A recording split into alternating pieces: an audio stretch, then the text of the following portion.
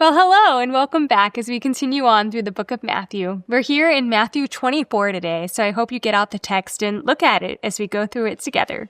This chapter is a complicated one, so we're going to do our best with it as we journey through this together. Do you have anything that you want to point out as we just look at the chapter overall before we dive in?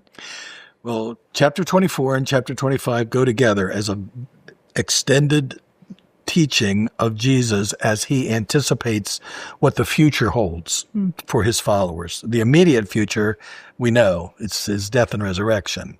But here he seems to be projecting out a little farther than that.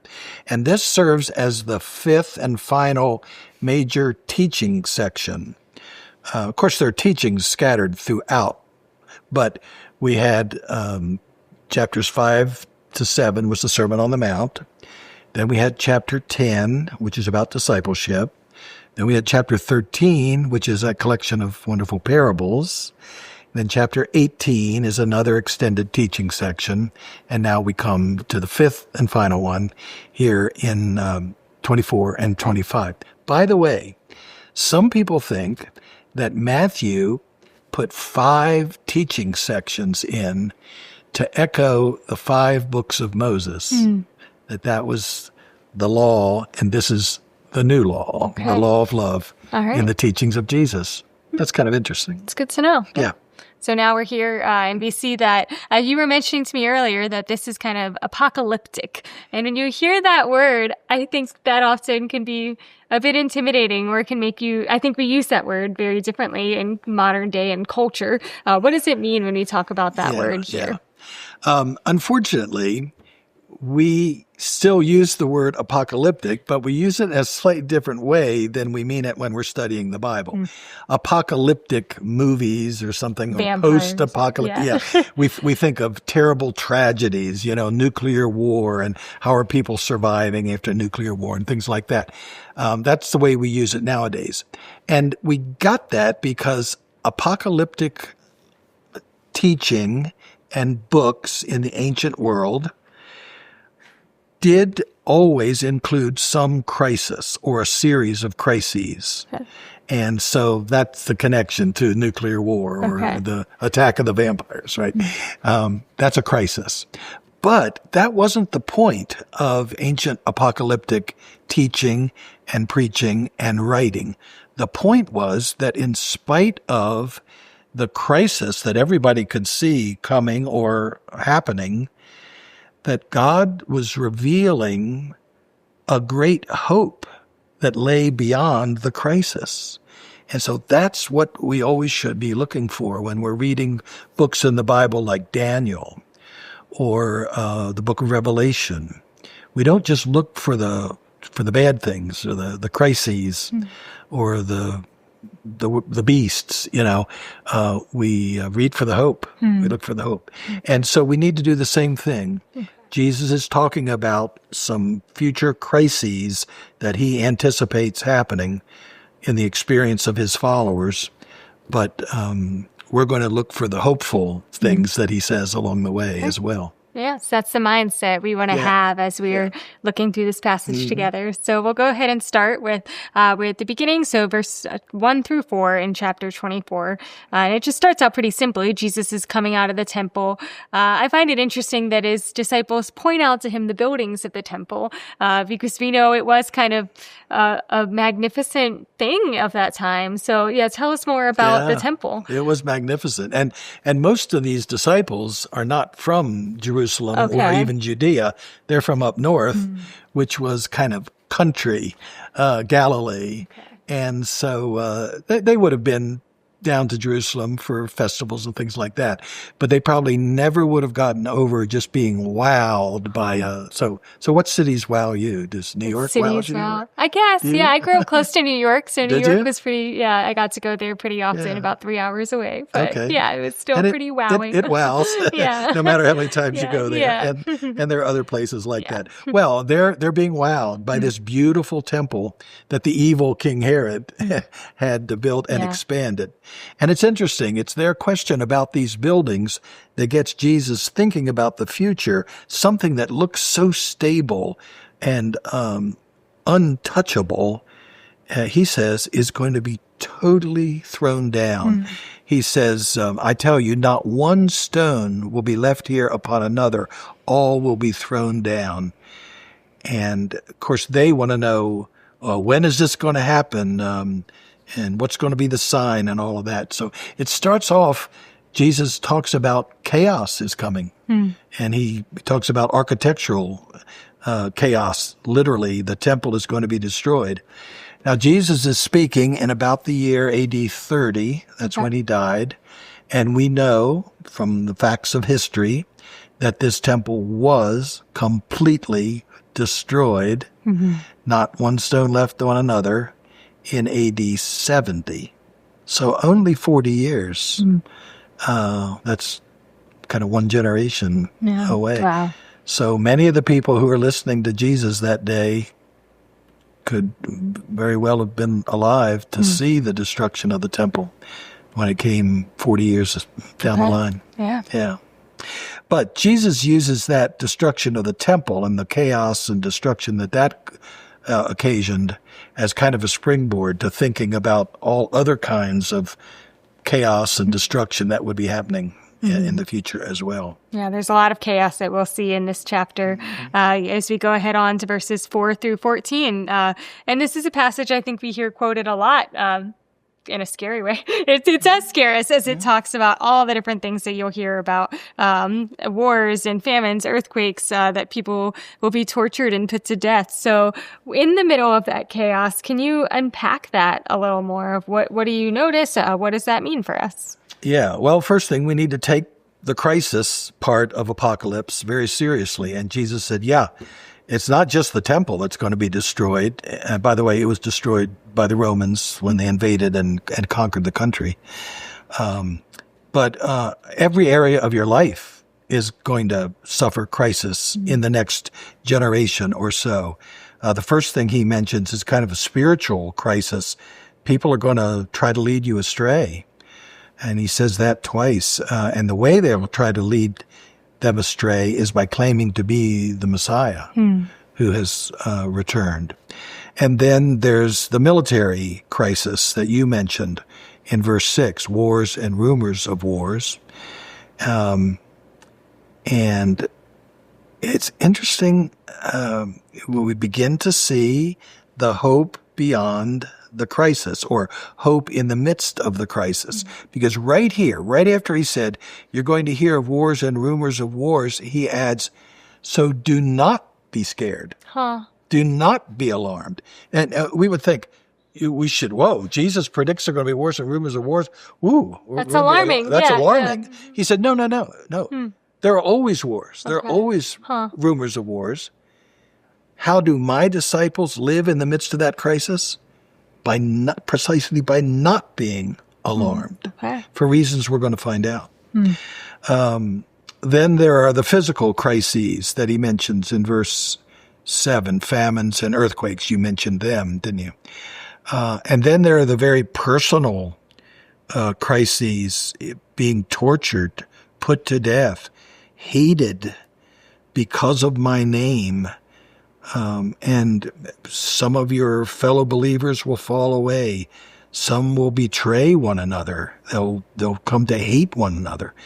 And then back to this idea of false messiahs and false prophets are going to arise. And there's going to be a time of great lawlessness. The thing that I find interesting about this amazing list of crises is that they aren't unique to any one period of history, and they certainly aren't unique to the end of human history. These are actually pretty common things, as bad as that is. As terrible as these things are, and Jesus isn't making light of them, and we're not either making light of them, but they are constant in human experience. So what Jesus is saying, I think, is that, just like this temple that you think couldn't possibly fall down, is going to fall apart. Your lives are going to fall apart in every way imaginable, are going to be threatened. Wow. But he's already snuck in one little message of hope. Don't be afraid in spite of all of this. And then when he gets down to verse 13 and 14, he has this hopeful thing to say. But the one who endures to the end will be saved. And this good news of the kingdom will be proclaimed throughout the world as a testimony to all the nations. Only then will the end come. Things wrap up. So there is hope. Yeah. Yeah, there's great hope. And the hope comes from, number one, endurance. Hang in there, baby. Right? Yeah. I'm picturing a poster with a kitty cat hanging on. I don't. Do your rabbits? They don't hang on to things. They don't hang on. They would not be enduring till the end. Yeah. Okay. That's the threshold. Are they scaredy cats? Scaredy rabbits? I guess if they run up on heights. Well, in general, they're really scared. So rabbits are... Are they timid creatures? They're really delicate, yeah, because they're prey animals. So I've read if you scare a rabbit too much, it can die of like a heart attack. Of fright? Because they're so goodness. delicate. So these are my fragile little Take pets. care of your bunnies. So enduring, hang in there, baby. That's the one message that Jesus has. Remain faithful, even in the midst of crisis. The second thing is, we don't just hang in there. We have meaningful ministry to do, even in the midst of crisis, preaching, proclaiming the good news throughout the world. And you're good at reminding us that Matthew is always interested in the Gentiles. That's true. Yes, yeah. So we see that here. And that's such an interesting time for it to come up as well, that they're talking about, well, one, they're talking about the temple ending in that same kind of speech. So something very personal to the Jews more than anyone else. But second, that here they are talking about all these terrible things happening, and that what's the kind of priority? That they would make sure that they're still sharing the good news with all nations. And that's really important. Oh, thank you. That is so well put. Yeah, it's the Romans, one of the nations that's going to tear down that temple. It's the Romans who are going to bring war to their land. And yet Jesus says, yeah, but in spite of all those crises, military, personal, and physical, natural, just keep telling the good news of the gospel. Wow. So that's the way Jesus thinks about these future events, the crisis, the apocalyptic events. Jesus holds out great hope that there's going to be a widespread acceptance of him as long as his followers hang in there. Okay. Yeah, that's a great word for us. Beautiful. All right, so we continue on to now we are in verses 15 through 26, and there's more chaos here. So what do you see in this passage? Yeah, this chapter keeps getting harder and harder to interpret, and has various kinds of interpretations, I'll say. He starts out referring to what is sometimes called the desolating sacrilege, or some people's Bibles may have the term abomination of desolation, which is a phrase that was first used by the prophet Daniel. And Jesus says, when you see this desecrating event, this desecration or this desecrating sacrilegious object standing in the temple, then you know things are bad. Things have really gotten bad. Matthew adds a parenthesis here. Isn't that interesting? In verse, at the end of verse 15, let the reader understand. Now that's not Jesus saying that. That's Matthew who's quoting from Jesus here, but he adds a little parenthesis. And I think what he means is that even though the disciples sitting around Jesus that day might not have understood what he was predicting, that the readers of Matthew some decades later would understand what had happened. He's kind of pointing it out to them in that moment. That's one way to understand that parenthesis anyway. And he says, when this happens, when this desecration happens to the temple, the people who live in Judea around the temple had better get out of town, had better flee to the mountains, because things are falling apart in Jerusalem. So what could he possibly be referring to? Well, there was a terrible war that caused the destruction of the temple. And it not only destroyed the temple, it destroyed the city of Jerusalem. And it could be that that's what Jesus is predicting here. Okay. Yeah. You know about the Jewish war or the Zealot war? I'd love for you to tell me more about it. Yeah. It happened in AD 70. It's a real historical event. And so AD 70, that's the 40 years. 40 years after, later. Yeah. And Jews called Zealots had decided they were fed up with Roman oppression, Roman taxation, Roman crucifixions, and they were going to raise a rebellion, a military rebellion, and they did. Thousands and thousands of them formed a rebel army, armed themselves, and started attacking Roman army bases in Israel.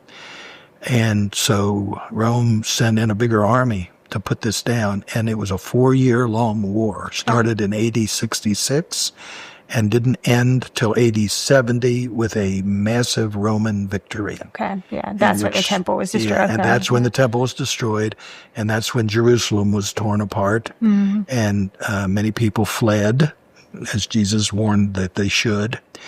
And so it's very possible that what Jesus is foreshadowing here is that terrible destruction. Now, I will be quick to add that many Christian interpreters of many readers of Matthew think that what Jesus is predicting here is not something within the historical experience of his listeners in the first century, but what we call an end times event, something that's going to happen when God kind of wraps up human history in its current situation. So there are different interpretations there. Just to be honest. No, that's great. About that. That's a big thing for us to admit as we look at this very complicated chapter, that there are many different interpretations. So, okay. So does that cover verses 15 to 26 for us? Yeah, there's more detail there about the crisis at hand, but I think that's the point. Okay. Yeah, that's the point. Yeah, I love it. I know. I would say I think that's a good point for this whole chapter in general, as we could probably dig into so many other connections in the Bible or so many other theories. There's so many things, but trying to keep to the main points from this section. So now we'll go ahead and look at verses 27 through 31. And this is an interesting one, a lot of imagery here. And it talks about the Son of Man appearing in heaven. So tell us here, what's the hope that you find in this section? Yeah. His first point, starting in verse 27, is that lightning just flashes. You don't get a whole lot of warning. In fact, we usually jump at the first thunderclap and lightning, right? I don't know. Do you jump at thunder? Probably, yeah. Because you hope it's not too close to you. A lot of people I know, thunder scared. So the point is, thunderstorms often come up without much warning. And he says, you're not going to get a lot of warning with the coming of the Son of Man. And that's okay, because the timing of the coming of the Son of Man, Jesus, is not the point. In fact, it can't be known. Jesus will come with great power and great glory. There's no doubt about that. And when it happens, we'll know it. It won't be a secret event. We won't have to wonder if that was it or not. We won't have to wonder. And that's, I think, the language. Something I should have pointed out about apocalyptic teaching is that it very much relies on symbolism. Okay. And should be taken less literally than other forms. Now, that doesn't mean we don't take it seriously. We do take it very seriously, but it's a mistake to take it literally, because that's just not the way they wrote that kind of literature. So the reason that symbolism came to mind is, for instance, verse 31, he will send out his angels with a loud trumpet call. I don't know that the coming of the Son of Man will actually be occasioned by trumpeters. Yeah. That, I think, is a symbol of when a trumpet blasts in your vicinity, you hear it. Okay. You don't have to wonder, oh, what was that? Did I get that right? Yeah. What was it? No, your attention has been captured. So I think that's his point here, that when this happens, you're not going to know beforehand. You can't predict it, but once it happens, it's undeniable. You won't miss it. You won't miss it. Okay. You won't be confused by it. I saw something that compared some stuff in this passage to kind of wording we might use today, like if you described something as earth-shattering. Well, we know that that isn't a term where we would mean the world is going to shatter. We're going to see the pieces of it. And I thought that was so helpful as you're reading these verses, that there are images here, the lightning, the sun being dark and the moon not giving light. And that can be a way that we don't necessarily look at that literally, the same way we hear the word earth-shattering and we're not thinking that the world fell to pieces. So I found that helpful. I agree. That is a very helpful analogy, and that's exactly what we're talking about here. Yeah, there's chaos, there's crisis, and Jesus never denies that. It's real. But, and here's when we got to this section, you said, "Do you find any hope here? Or where do you find the hope?" Yeah. And Jesus finally gets to the hope in verse 34. "Truly, I tell you, this generation," that is his listeners, "will not pass away until all these things have taken place. Heaven and earth will pass away, but my words will not pass away."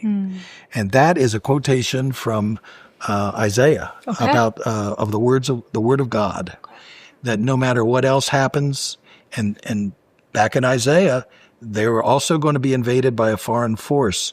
Babylon was going to invade. It was going to destroy the temple of Solomon, and carry the people off into captivity. Wow. And Isaiah says, yes, terrible things are going to happen, but my words will never pass away. You can, I'll still be with you, communicating with you. So that's the great good news here. It's this verse that has me lean toward interpreting these teachings of Jesus toward a historical fulfillment rather than a futuristic fulfillment. Okay. It's that words, "This generation will not pass away until these things have occurred." I can't prove that. I'm very respectful of other Christians who think it has an end times application, but it's verses like this that make me think that's the context that he's speaking for his people there. Okay. That's where I lean. Okay. Yeah. No, that's great to understand that. Yeah. Okay.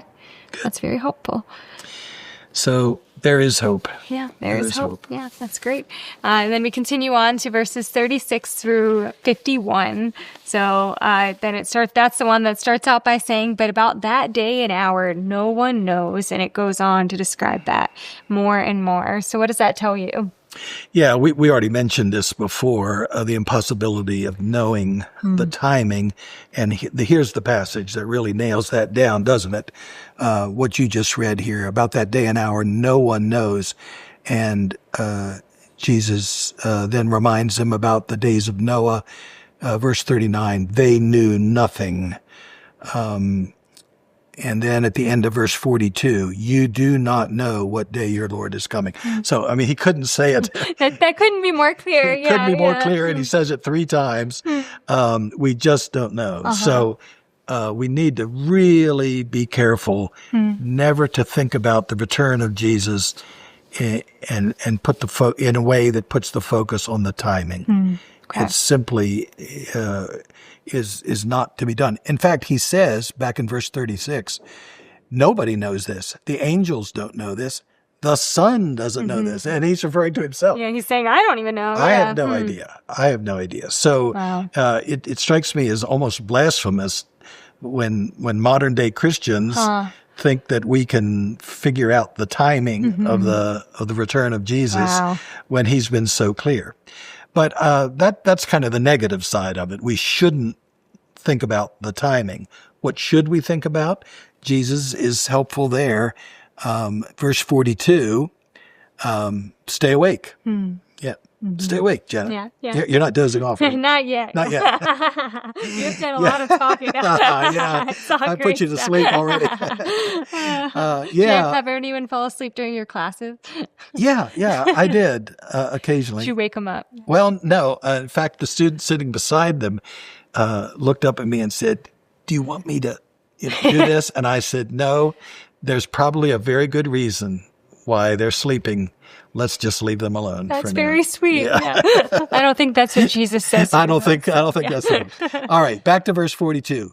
Stay awake, precisely because you don't know the timing. So we need to live in an attitude of wakefulness. And many of Jesus' parables are about that, about wakefulness.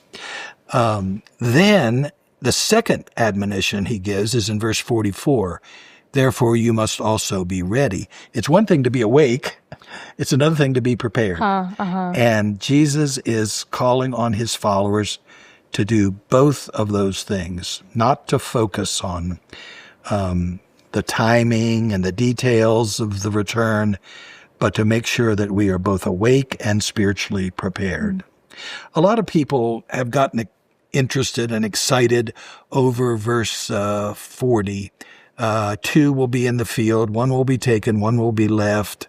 I don't know if you can remember a very popular book, The Left Behind. Yeah, I've heard you can it, remember the Left Behind series, or you've heard about them. And they caused a lot of consternation and fear in people. And that's the last thing that Jesus wants us to have. Remember earlier he said, do not be alarmed at these crises. He doesn't want us to have fear. And the fact is, we don't know exactly what Jesus means when he says 2 will be in the field, 1 will be taken, 1 will be left. We're left with lots of questions. Is being taken a good thing or a bad thing? Are they being taken away to safety? Or are they being captured by the Roman army and being taken off to prison? Yeah, we just don't know exactly what Jesus is talking about there, and that's okay. Because what we need to know is very clear, and that is that we lean into the future and all of its unpredictability with wakefulness and readiness. That's beautiful. I think that's where we have to live. Okay. Wow. I love that. Yeah. Well, is that all? Anything else that you want to say as we finish up this section here? Well, I'm going to ask if we can delay the last part of this till next week. Yes, can we do that? Yeah, okay. And I've got a good reason. It's not just because I'm tired or something. It's been a long day. We reached a pretty good climax there, right? Readiness and wakefulness.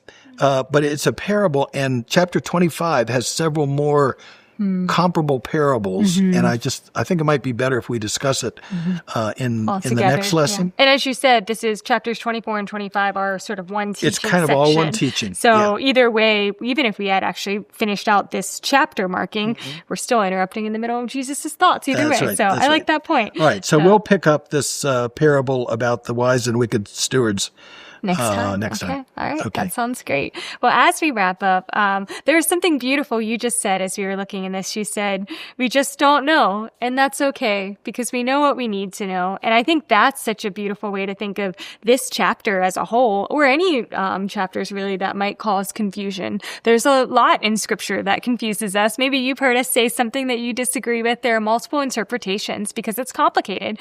But to realize that for a lot of scripture, even on the points that we can debate, we know what we need to know. And that's what I think is so great here is the disciples ask so many different questions.